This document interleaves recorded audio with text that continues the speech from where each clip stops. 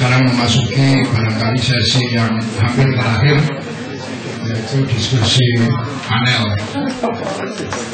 Mudah-mudahan semuanya masih belum lowbat. Ya, mohon dibuat-buatkan paling lama 1 jam lagi kita masih terus duduk manis, atau bahasa Jawanya lunggu lagi, untuk mengikuti serangkaian acara yang sudah disusun oleh panitia. Baik, di depan lengkap para panelis telah hadir, dan tentu dari permasalahan yang sudah kita bahas mulai tadi pagi, yang disampaikan oleh keempat panelis, barangkali ada beberapa yang sependapat dan mau mendukung, barangkali ada yang tidak sependapat dan mau menentang. Silakan saja, ini forum ilmiah yang bebas, atau mungkin ada hal-hal yang kurang jelas mau klarifikasi, waktunya adalah sekarang.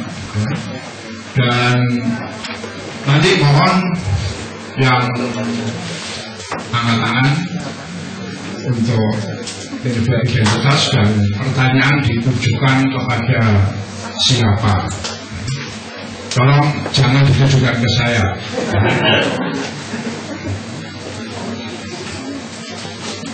Jadi silakan, dari semua hal-hal yang telah disampaikan oleh para panelis nanti dirangkum sendiri, disintesakan, barangkali kita akan nanti menghasilkan sebuah konsep yang mudah-mudahan berguna bagi nusa dan bangsa. Gitu.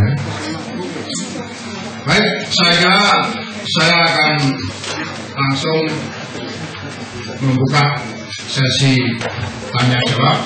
Ya. Mungkin untuk yang pertama 3 penanya dulu dari sayap kanan. Ya. Silakan.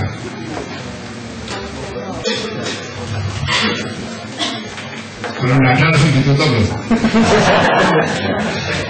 Silakan.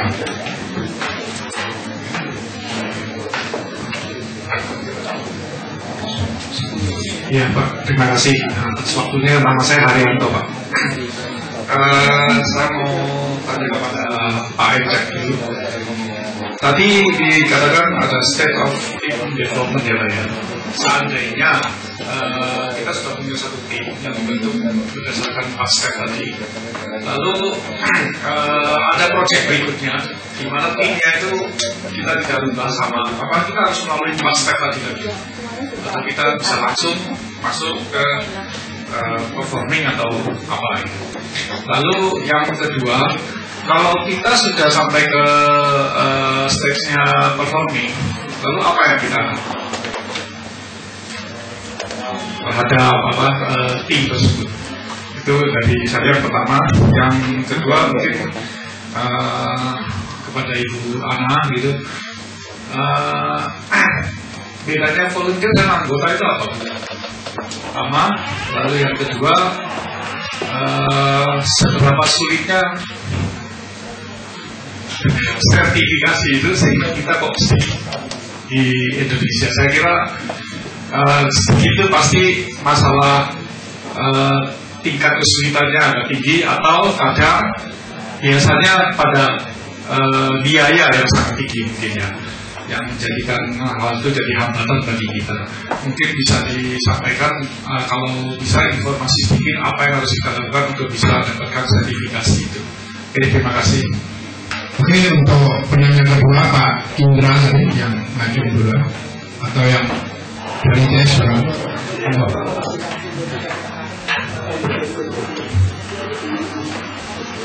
Selamat siang, terima kasih kesempatannya. Pertamanya saya mau nanya ke Bu Ana. Tadi disebutkan untuk keanggotaan ada CAPM sama PMP ya. Untuk yang ke CAPM itu bagaimana persyaratannya? Apakah sama seperti yang PMP? Kalau PMP kan ada syarat-syarat lanjutannya yang harus dipenuhi juga. Terus bagaimana caranya untuk mengikuti? Terima Yang satunya untuk Pak Jun ya, melanjutkan yang tadi Pak Jun ya. Oke.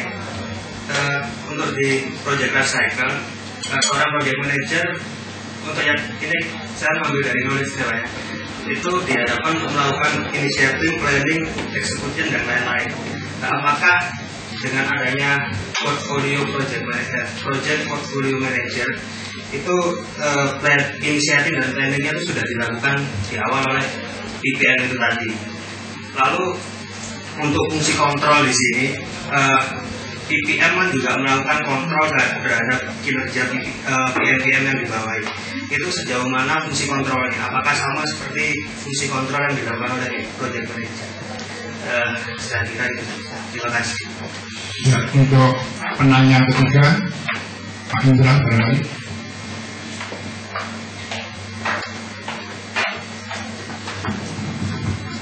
Thank you.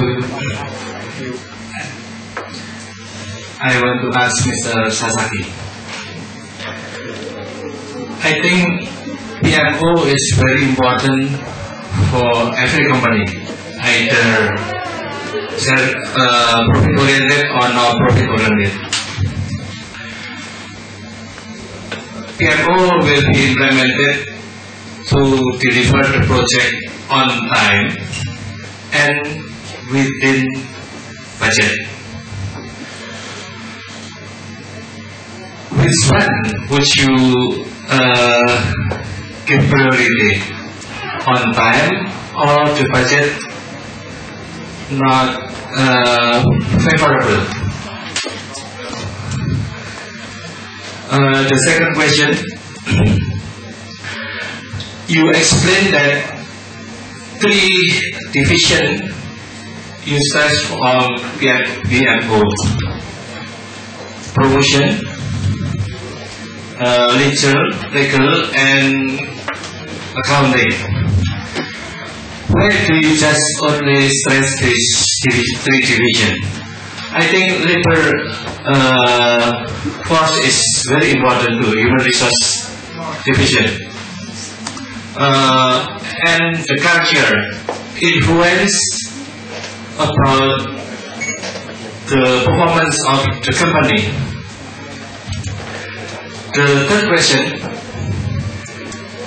I see a lot of manufacturer in Indonesia. They make contract to the labor. What is the advantage and disadvantage for the outsourcing or the contract? Okay, thank you. Baik, saya kira sementara 3 pertanyaan cukup dulu untuk bisa dijawab oleh para panelis. Kesempatan pertama menjawab pertanyaan Pak Haryanto. Kami persilakan pada Pak Rizak dan Bu Ana untuk menjawabnya. Oke, terima kasih Pak Haryanto atas pertanyaannya. Jadi pada kasus di mana timnya memang sudah tim yang sama berulang-ulang, justru itu akan lebih baik Pak, karena forming itu biasanya sudah sama ya, tinggal performing aja. Performing, jadi kita emphasize objektifnya apa, kemudian ini kan pasti proyeknya baru, role-nya juga harus kita define ulang, siapa sebagai apa di situ. Harapannya sih sudah ada tidak stalking lagi ya, stalking sudah kelewatan gitu. Ya, kita harus kita define. Kemudian mungkin step yang berikutnya adalah daerah coaching. Jadi pada saat progres itu kan pasti di dalam tim itu ada naik turun ya. Jadi ada masing-masing orang dengan rules yang berbeda-beda, mungkin ada tingkat kesulitan yang berbeda juga. Disitulah peran si project manager untuk lebih ke arah coaching. Sebenarnya objektif dari si ini apa, problemnya di mana gitu ya, kemudian apa yang kita bisa bantu. Mungkin coaching belum tentu kita memberikan solusi yang berharap technical solution gitu ya, tetapi kita memfasilitasi, karena biasanya orang dalam kondisi stres itu tidak banyak berpikir, agak buntu gitu ya. Jadi sebagai project manager kita menggali gitu, apa yang telah kamu lakukan gitu, posisi kamu sekarang di mana, option-optionnya apa aja.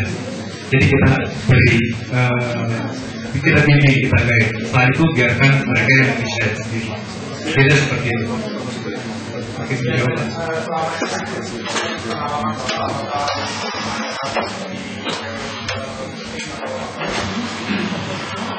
Di project itu biasanya kita ada weekly meeting gitu ya. Weekly meeting di situ kita lihat ya terhadap tadi kita pencapaian kita seperti apa, proses yang sudah kita screening itu seperti apa, kemudian kondisi moral tim kita seperti apa, itu biasanya kita buka di situ ya, terbuka. Kemudian kalau ada yang mau kontak, monggo silakan gitu ya. Mungkin kan nggak semua tim bisa, misalkan dia mengungkapkan pendapatnya saat itu gitu ya. Biasanya kita ada session sendiri. Ya bisa, oke, kalau kamu mau bicara personal gitu ya, ya monggo kita buka sendiri. Tapi kesempatan itu kita buka luas gitu. Sehingga begitu kita tahu misalkan lupa saya ada masalah karena mungkin saya nggak bisa di hari ini gitu kan, berarti saya butuh bantuan atau butuh support dari tim yang lain, kita langsung tahu. Sehingga langsung kita oke, kamu sukanya di mana, di sini oke, saya suruh. Itu seperti itu kan. Jawab ya. Terima kasih. Mungkin sekalian Pak Ladu sekalian menjawab pertanyaan nomor 2 yang tentang life cycle dan sebagainya. Kalau saya tidak salah tadi pertanyaannya mengenai initiate dan plan di project management, apakah itu sudah termasuk di portfolio management juga atau tidak? Oke.